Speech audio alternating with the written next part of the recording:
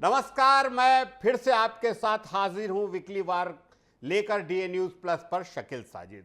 इस बार हमारे साथ फिर बहुत शानदार विषय पर हम अपने शानदार पैनल के साथ मौजूद हैं। कांतिलाल जैन साहब जो सीए हैं, डॉक्टर गोपाल शर्मा मैडम जो लेक्चरर हैं, मोटिवेशनल स्पीकर हैं, रीचा रावल जो बैंकर हैं आईडीबीआई बैंक से। आज का जो विषय है, भारतीय पूंजी बाजार में नारी शक्ति की उपस्थिति लगातार बढ़ती जा रही है। शेयर बाजार में महिलाओं की भागीदारी अब नए निवेशकों का 1/3 हिस्सा बन चुकी है। भारतीय स्टेट बैंक के आर्थिक अनुसंधान विभाग ने एक रिपोर्ट जारी की है जिसमें यह जानकारी सामने आई है कि वित्त वर्ष 24-25 में देश में कुल डीमैट खातों की संख्या आश्चर्यजनक रूप से 15 करोड़ को पार कर गई है, जिसमें महिलाओं का राष्ट्रीय औसत 23.9% है। ये महिलाओं के आर्थिक सशक्तिकरण और निवेश के प्रति बढ़ती जागरूकता का प्रमाण है। आज हम इसी में करेंगे चर्चा। मैं कांतिलाल जैन साहब के पास पहुंचूंगा, उसके पहले ये बात बताना जरूरी समझता हूं कि पूंजी बाजार में महिलाओं की भागीदारी हर राज्य में अलग अलग देखने को मिली है, जो क्षेत्रीय असमानता को भी दर्शाती है और निवेश की संस्कृति को बढ़ावा देने के लिए जागरूकता अभियान की आवश्यकता को रेखांकित करती है। हर महिलाएं अपने आप को आर्थिक रूप से मजबूत बनाना चाहती है, इसलिए हर क्षेत्र में महिलाएं अपनी भागीदारी भी सुनिश्चित कर रही हैं। वर्तमान समय में बचत के महत्व को समझते हुए अब निवेश क्षेत्र में भी आगे बढ़ रही हैं। ऐसा क्या हो गया है कांतिलाल जैन साहब जो सीए हैं कि किस वजह से महिलाएं निवेश के क्षेत्र में बहुत आगे बढ़ रही हैं? निसंदेह आप जो विषय उठाए हैं वो बहुत महत्वपूर्ण है, और खासकर इस बात को देखने के लिए भी कि कैसे पिछले कुछ वर्षों में इसमें भारी इजाफा हुआ है इन्वेस्टमेंट को लेकर, और वो भी शेयर मार्केट में। देखिए, कुछ आंकड़े हैं जिन आंकड़ों के आधार पर मैं कह सकता हूं, जैसे चूंकि मैं जिस प्रोफेशन में हूं वहां पर कॉमर्स के स्टूडेंट में पिछले 10 वर्षों में महिलाओं या छात्राओं की संख्या लगभग 60% बढ़ी है। ये इस बात को दर्शाती है कि छात्राओं या नारी शक्ति का दृष्टिकोण कॉमर्स और फाइनेंस के विषय में थोड़ा बढ़ा है।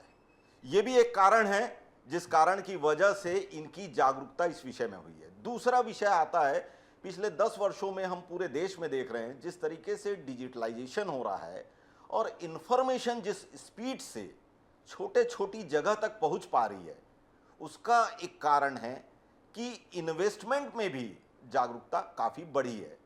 तीसरा महत्वपूर्ण कारण है कि हमारे हिंदुस्तान की जो इंडियन इकोनॉमी है वो महत्वपूर्ण इन्वेस्टमेंट या बचत से ही जुड़ी हुई है, पर पहले परंपरागत सोर्स थे जिन सोर्स में जाकर महिलाएं अपना इन्वेस्टमेंट सुरक्षित रखने की कोशिश करती थी। पर अब स्थिति बदली है, और जहां तक हमारे साथी में बैंकर्स भी बैठे हुए हैं, और बैंक के जहां तक अगर हम वहां पर इन्वेस्टमेंट या बचत की बात करें तो रेट ऑफ इंटरेस्ट कम होने की वजह से लोगों का झुकाव इस एसआईपी या म्यूचुअल फंड या डीमैट अकाउंट के थ्रू भारतीय पूंजी बाजार में उतरने के लिए बढ़ा है। और ये एक महत्वपूर्ण संदेश है जिसकी वजह से ये जो पूरा भारत की जो इकोनॉमी है जिस पर महिलाओं की भागीदारी जो पिछले 10 वर्षों में बढ़ी है, इसका एक महत्वपूर्ण कारण है। और सबसे ज़्यादा महत्वपूर्ण और एक कारण जो मुझे समझ में आ रहा है कि भारतवर्ष में पिछले 10 वर्षों से सरकार स्थिर होने की वजह से पूंजी बाजार अपना अच्छा परफॉर्म कर रहा है, वह भी एक कारण नजर आ रहा है। बहुत बहुत धन्यवाद जैन साहब। मैं इसी मुद्दे पे मैडम, जैसा कि एक रिपोर्ट बता रही है कि एक वित्त वर्ष में, डॉक्टर गोपाल शर्मा मैडम, एक वित्त वर्ष में 15 करोड़ डीमैट अकाउंट खुलना, और महिलाएं हमेशा से निवेश करती हैं। क्षेत्र थोड़ा सा अलग था, गोल्ड के क्षेत्र में उनके निवेश की रुचि रहती है। आप क्या समझती हैं कि सिप, अपना आरडी, शेयर बाजार, म्यूचुअल फंड, इस क्षेत्र में महिलाओं का निवेश आगे क्यों बढ़ रहा है, उनकी रुचि क्यों बढ़ रही है? महिलाओं का इसलिए बढ़ा क्योंकि अभी देख रहे हैं सोने को ज़्यादा पसंद करती है, मगर दिन ब दिन सोने के रेट आसमान छूते जा रहे हैं। तो महिलाओं ने निवेश सोने के अलावा अपने म्यूचुअल फंड और शेयर मार्केट या फिर कुछ ऐसे हैं जहां उनको ज़्यादा प्रतिशत मिले, ज़्यादा से ज़्यादा, इसलिए वो अपने गहने जेवर की इच्छाओं को छोड़ के अपने बच्चों के अच्छी परवरिश, अच्छे संस्कार देने के लिए ज़्यादा से ज़्यादा कम समय में जिसमें अच्छे पैसे मिले, ऐसे निवेश की ओर निरंतर बढ़ते जा रही है, जिसके कारण महिलाओं का योगदान काफ़ी बढ़ गया है। और हर महिला चाहती है कि वो भी स्वतंत्र रहे। हाउसवाइफ है तो भी वो म्यूचुअल फंड में निवेश करके जो उनकी इनकम है उसके आधार पर निवेश करके छोटी छोटी बचत करके अपने अपने यानी बच्चों की परवरिश के लिए, अपने व्यक्तिगत सुविधा को प्राप्त करने के लिए, अपने घर परिवार को चलाने के लिए इस तरह के निवेश की ओर आकृष्ट हो रही हैं। और ज़्यादातर देखा गया है कि पुराने ज़माने में महिलाएं अपने पैसों को घर में जमा करती थी, जिसका हमने नोटबंदी में तुरंत उदाहरण देखा। जब नोटबंदी किया गया तो घरेलू महिलाओं के पास से सबसे अधिक मात्रा में नोट प्राप्त हुए, जिससे हमें पता चलता है कि महिलाएं कहीं ना कहीं अपने घर में बचत करती हैं, चाहे वो हाउसवाइफ हो, सर्विस हो, चाहे किसी भी रूप में महिला हो। बच्चियाँ भी आजकल, मेरी भी 2 बेटी हैं, दोनों बच्ची चाहती हैं कि हमें पॉकेट मनी दिया जाए। उस पॉकेट मनी से दोनों बच्चे ने अपने अकाउंट खोला है और एफडी किया है, म्यूचुअल फंड में डाला है। और वो मैं सपोर्ट करती हूँ कि इस तरह से छोटी छोटी बचत करके अपनी दिनचर्या को चलाना चाहिए। हर महिलाओं को मैं प्रमोट करूँगी कि शेयर बाजार और म्यूचुअल फंड में अपनी भागीदारी जरूर निभाए। शुक्रिया गोपा मैम। भारत में बचत करने का चलन वर्षों पुराना है जी। स्टेट बैंक ऑफ इंडिया की रिपोर्ट के मुताबिक ऋचा के पापा धर्मेंद्र रावत साहब भी स्टेट बैंक के एम्प्लॉय रहे हैं। भारत की बचत दर 30.2% है, जो ग्लोबल एवरेज 28.2% से भी ज्यादा है। बचत के मामले में भारत चौथे स्थान पर है। हमारे देश में बचत का पुराना नाता रहा है। मिडिल क्लास फैमिली बचत में ज्यादा विश्वास रखती है। नोटबंदी के समय, जैसा कि मैडम ने कहा, इसका सबसे बड़ा उदाहरण देखने को मिला जब लोगों ने अपने बचत किए पैसे एक्सचेंज के लिए बाहर निकाले। आप क्या समझती है ऋचा, जो आप बैंकर भी हैं, कि इस तरफ खासतौर पे सिप, आरडी और एफडी को छोड़ के, मैं सिप और आरडी का तो नाम लूंगा, लेकिन एफडी को छोड़ के शेयर मार्केट और म्यूचुअल फंड में लड़कियां और महिलाएं निवेश क्यों ज्यादा कर रही हैं? ऋचा, जैसा कि गोपा मैडम ने भी कहा कि हमने देखा है घर में हमारी मम्मियों को, दादी को, नानी को घर में पैसे जमा करते हुए, और उनका हमेशा से एक मकसद रहा था कि हम पैसे अलग अलग जगह सेव करके रखेंगे। जैसे कि कभी अचार की बरनी में रख दिया या कि दाल के उसमें रख दिया। तो महिलाओं का बहुत पहले से एक ही मकसद रहा है, वैल्यू एडिशन। और मैं ऐसा मानती हूँ कि पुरुषों में और महिलाओं में महिलाएं ज़्यादा बेटर ट्रेडिंग फील्ड में आगे हैं, क्योंकि हमारे अंदर पेशेंस ज़्यादा होता है। हम अग्रेसिव ट्रेडिंग नहीं करते हैं। अगर हमारा कुछ लॉस हो जाता है तो ज़्यादातर मैंने देखा है कि आदमियों के अंदर वो रहता है कि they try to avenge the loss, but औरतें जो होती हैं वो रुक जाती हैं, ठहर जाती हैं, और कभी भी उस लॉस को ओवरकम करने की कोशिश नहीं करती और एग्रेसिव ट्रेडिंग नहीं करती हैं। और आजकल जैसा हमने देखा है कि हम फ़ोन से ही अपना SIP खुद स्टार्ट कर लेते हैं, तो इतनी हैंडी हो गई हैं चीज़ें, इतनी इजी हो गई हैं चीज़ें। तो मुझे ऐसा लगता है कि आपको ऐसा लगता है कि महिलाएं इस वजह से इस तरफ ज्यादा आकृष्ट हो रही हैं? मैं थोड़ी सी बेसिक बात आपसे पूछना चाह रहा हूं। ऋचा, आप IDBI बैंक को रिप्रेजेंट करती हैं। क्या वजह है कि वहां के एफडी या वहां की आरडी को छोड़ के, क्या उच्च ब्याज दर इसकी वजह है, या क्या बोलते हैं हाईली जो अपना रिटर्न है इसकी वजह है, जिसकी वजह से महिलाएं शेयर मार्केट और म्यूचुअल फंड में जा रही है? ऋचा, मैं बिल्कुल मानती हूँ कि बैंक आपको कुछ हद तक के इंटरेस्ट प्रोवाइड करती है, बट हाँ, जो म्यूचुअल फंड्स हैं या जो इन्वेस्टमेंट ट्रेडिंग है, ये आपका वेल्थ क्रिएशन करती हैं। जैसे कि ये आप देख सकते हैं कि एफडी में आपको 7 से 8% कुछ मिलेगा, लेकिन म्यूचुअल फंड्स और इन्वेस्टमेंट स्कीम्स में आपको मिनिमम 12 to 15% का रिटर्न देती हैं वो। सही है। तो कह सकते हैं कि बैंकिंग डिपॉजिट से ज़्यादा उनको भरोसा इन्वेस्टमेंट में रहता है, और मेरा मानना है कि सभी चीज़ों में आपको डाइवर्सिफाई करके रखना चाहिए अपना पोर्टफोलियो, चाहे वो गोल्ड हो, चाहे वो एफडी हो, चाहे वो इन्वेस्टमेंट स्कीम्स हो। सभी अंडे एक बास्केट में नहीं रखे जाती है, पुरानी अंग्रेजी कहावत है। बिल्कुल सही कहा ऋचा आपने। मैडम गोपा मैम के पास आऊँगा मैं, कि उसके पहले मैं कांति भैया से थोड़ा पूछना चाहूँगा कि एसबीआई की रिपोर्ट के मुताबिक उच्च बाजार पूंजीकरण एक मजबूत अर्थव्यवस्था का संकेत है, जैसा कि आपने भी कहा। उसमें स्थिरता भी एक बहुत मायने रखती है, निवेशकों के बढ़ते विश्वास को ये दर्शाता है। इसके साथ ही रिपोर्ट ने यह भी उजागर किया है कि पिछले 10 वर्षों में भारतीय पूंजी अपनी जमा राशि से 10 गुना बढ़ गई है। क्या वजह है इसके पीछे, कांति भैया आप जो बताना चाहेंगे?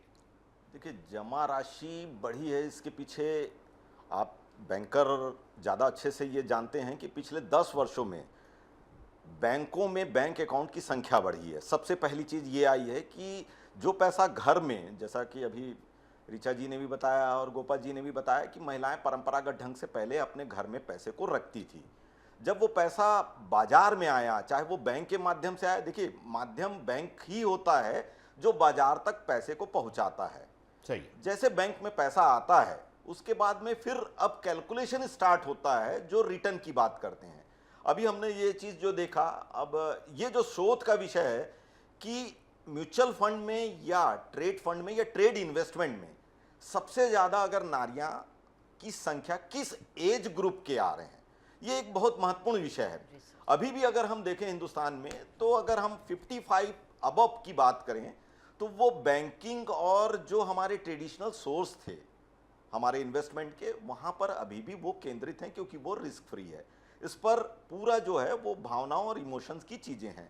लेकिन धीरे धीरे जब बच्चे अपने गार्जियन को समझाना चालू करते हैं, जैसे मैं एक विषय अभी पढ़ रहा था पिछले दिनों, विदेश में रहने वाली एक बच्ची ने जब अपने मदर फादर को इन सब चीज़ों में बहुत बेहतर तरीके से बताया, तो उन्होंने इस इन्वेस्टमेंट ट्रेडिंग में अपना काम चालू किया पिछले 3 सालों में, और जो ग्रोथ रेट देखे तो वो भी आश्चर्यचकित होकर उन्होंने मैंने एक बयान उनका पढ़ा, तो ये बहुत अच्छा लगा कि आज के बच्चे धीरे धीरे इन सब चीज़ों में अपने गार्जियन को इन्वॉल्व कर रहे हैं।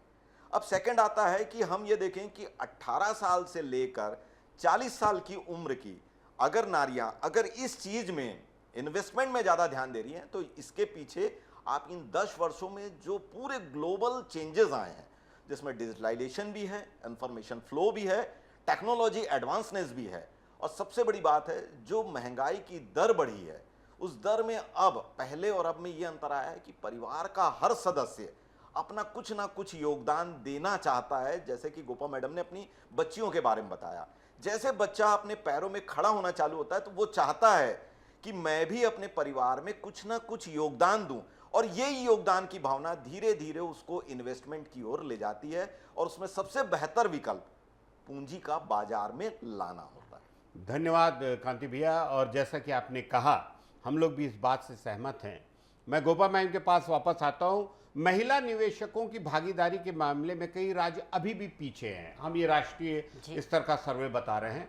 हालांकि अलग अलग राज्यों में स्थिति अलग है, लेकिन कुल मिलाकर पूरे देश में वित्तीय बाजारों में महिलाओं की भागीदारी में बहुत ज़्यादा सुधार हो रहा है। अलग अलग राज्यों की स्थिति या महिलाओं की भागीदारी में सुधार, कई राज्यों में अच्छा, कई राज्यों में बुरा, क्या वजह मानती हैं गोपा मैम? ये राज्य के, वहाँ के पूंजी निवेशकों के या वहाँ के क्षेत्रीय क्षेत्र में जो बढ़ावा मिल रहा है, जिस क्षेत्र में जिस प्रकार की चीज़ों को बढ़ावा दिया जा रहा है, उस क्षेत्र में महिलाएं आगे बढ़ते जा रही। कहीं जैसे महाराष्ट्र को लेके तो फैशन है या और भी बहुत सारी विविधता पाई जाती है, तो वहाँ अलग प्रकार से देखा जाएगा। हमारा छत्तीसगढ़ राज्य में देखा जाएगा तो महिलाओं की भागीदारी काफ़ी बढ़ चढ़ कर हुआ है। महिला सशक्तिकरण के नाते या समूह बनाकर, समुदाय बनाकर छोटे छोटे टुकड़ों में ऐसे निवेश करे जा रहे हैं, और ऐसे अपने अपने योगदान, चाहे वो माचिस की तीली बनाने से लेके मेहंदी के कोन हो, अगरबत्ती बनाना हो, या ऐसे छोटे छोटे इन्वेस्ट बाजार में हो रहे हैं, और हमारे सरकार उन्हें प्रतिसाद दे रहा है। उन्हें ऐसे सरल लोन दिया जा रहा है बैंकों के द्वारा या सरकार के द्वारा, ऐसी सुविधाएं मुहैया कराई जा रही है, जिसकी वजह से महिलाएं सशक्त होकर आगे बढ़ रही हैं और निवेश में, और ये जो छोटी छोटी निवेश कर रहे हैं उसको वो शेयर बाजार में और म्यूचुअल फंड में भी डालने के प्रयास कर रही हैं। और धीरे धीरे अलग अलग राज्यों में, बिहार है, उड़ीसा है, जहाँ कमजोर तबके की है, यानी वहाँ की बस मैडम मैं थोड़ा सा आपको थोड़ा सा जी, जी, टोकूंगा जी। 1 मिनट के लिए। जी। मैं आपसे यही बोलने जा रहा था कि जी। दक्षिण में हो सकता है कि थोड़ा सा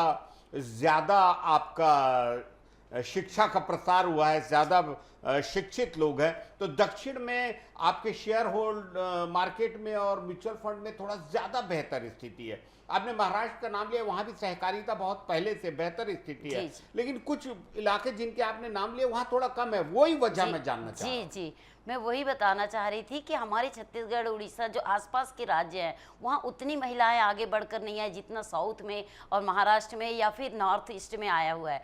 तो हम यही बताना चाह रहे हैं, हम भी अपने एरिया की महिलाओं को जागरूक करें और उन्हें भी बताएं कि इन्वेस्ट करने से क्या फ़ायदे हैं। अगर घर में पैसे बरनी में रख रहे हैं या फिर दाल में रख रहे हैं, वो बढ़ेगा नहीं, वो पैसा वहीं के वहीं स्थिर हो जाएगा। उस पैसे को अगर निवेश करते हैं तो उनमें आपके आपके आर्थिक स्थिति में तो सुधार आएगा, आपकी पारिवारिक स्थिति बदलेगी, आपका समाज आपका बेहतर, आप जहाँ भी जाएंगे आपको एक अलग नज़रिए से देखा जाए, क्योंकि आप स्वावलंबी रहेंगी। जो स्वावलंबी महिला है उसके अलग समाज में पहचान बनती है, चाहे वो कहीं भी रहे कुछ भी रहे, वो अपने दम पे अपने व्यक्तित्व को निखारते हुए आगे बढ़ती है। इसलिए मैं बचत के लिए, पूंजी निवेश को बढ़ावा देने के लिए हर महिलाओं को सशक्त होकर आगे आने के लिए आग्रह करूँगी और उन्हें हमेशा इसी ओर प्रेषित करूँगी।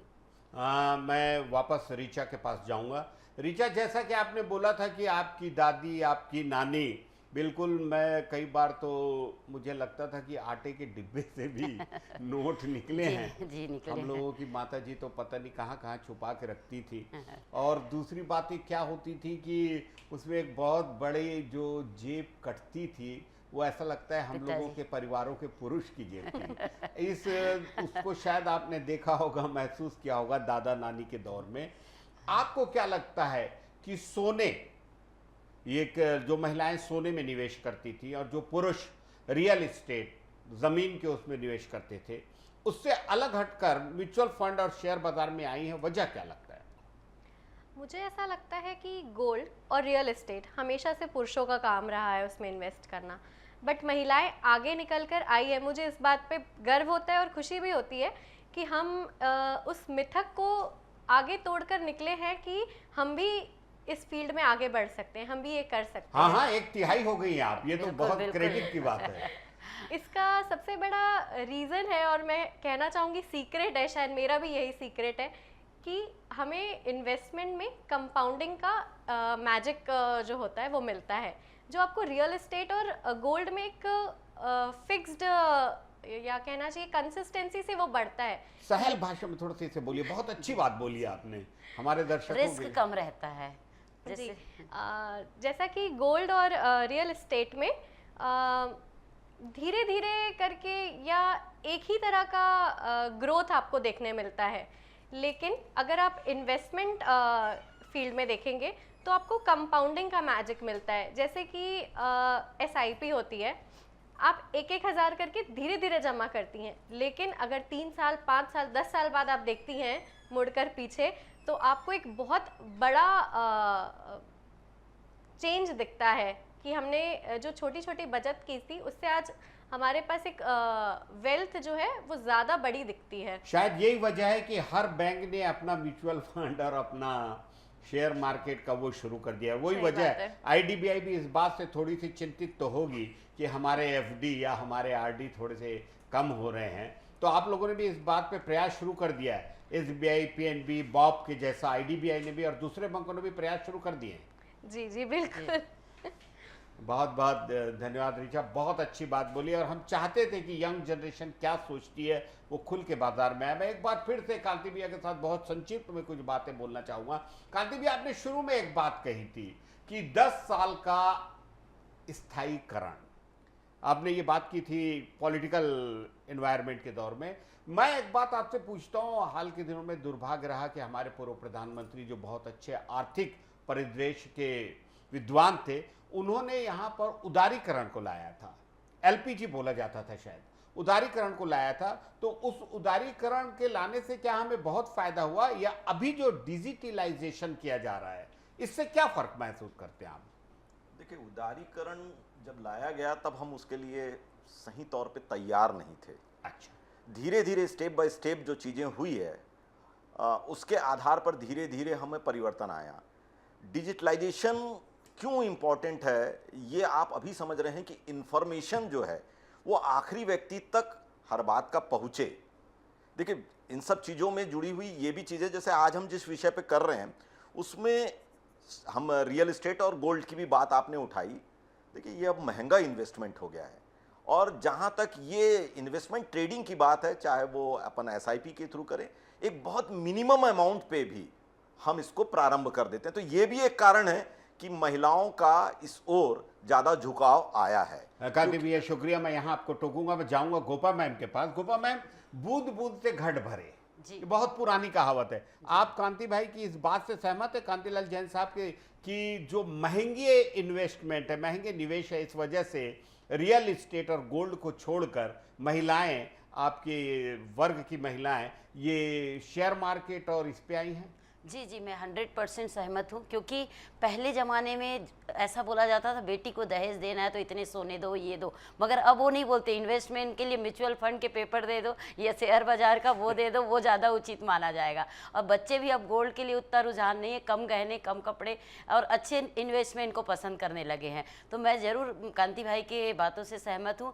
कि बूंद बूंद से घड़ा भरता है। छोटे छोटे म्यूचुअल फंड में इन्वेस्ट करना, शेयर मार्केट में इन्वेस्ट करना हर महिलाएं पसंद कर रही हैं, चाहे वो हाउसवाइफ हो, सर्विस मेकर हो, या किसी भी क्षेत्र में हो, या बड़ी बिजनेसमैन हो। वो भी ये चाहती हैं कि वो अपना छोटी छोटी मात्राओं में इन्वेस्ट करते हुए अपने आर्थिक स्थिति को बेहतर बनाएं। ऋचा, क्या आप अपने वर्ग के, खासतौर पे नौजवान वर्ग की लड़कियों को और दोस्तों को क्या इस बात के लिए प्रेरित करते हो कि आप शेयर मार्केट और म्यूचुअल फंड में जाएं? मैं बेहद खुश होंगी अगर मुझसे कोई 1% भी इंस्पायर हो जाए और इस फील्ड में आगे बढ़े, क्योंकि मैं मानती हूँ कि हम ना सिर्फ वित्तीय स्वतंत्रता के लिए कर रहे हैं, बल्कि हम अपनी बेहतर जीवन के लिए ये कर रहे हैं, इन्वेस्टमेंट और ट्रेडिंग और ये सब कुछ।